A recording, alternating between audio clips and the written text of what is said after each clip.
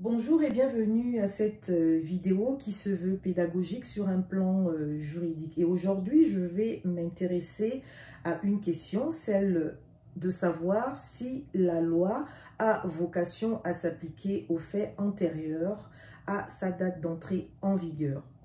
Avant de répondre à cette question, tu dois d'abord te poser la question de savoir c'est quoi la loi.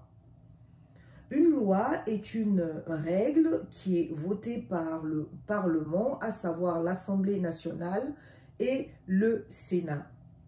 La loi a vocation à s'appliquer à tous les habitants sur un territoire donné, résidant sur un territoire donné, tant qu'elle n'est pas abrogée.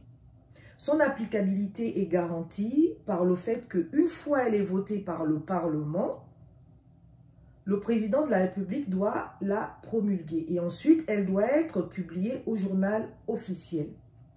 Donc revenons à la question qui nous intéresse, à savoir si la loi a vocation à s'appliquer aux faits antérieurs à son entrée en vigueur.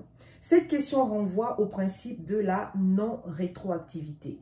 Ce principe limite le champ d'application de la loi aux faits postérieurs à sa date d'entrée en vigueur.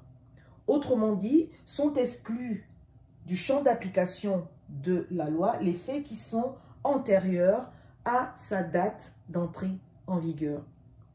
Comme tout principe en droit, il existe souvent des exceptions, et le principe de non-rétroactivité n'y échappe pas.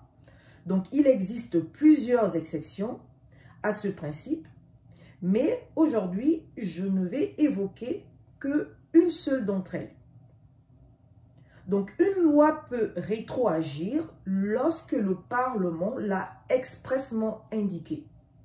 Donc, lorsque tel est le cas, il faut se dire que le champ d'application de la loi nouvellement entrée en vigueur est beaucoup plus large, puisque cette nouvelle loi va s'appliquer aussi bien aux faits antérieurs à sa date d'entrée en vigueur qu'aux faits postérieurs. Vu le contexte politique actuel au Gabon, je fais cette vidéo pour éclairer certains de mes compatriotes qui s'interrogent sur le principe de non-rétroactivité d'une loi. Le dialogue national nous livre une série de propositions qui, effectivement, interrogent par rapport à ce principe. Je vous remercie de votre écoute et à très bientôt.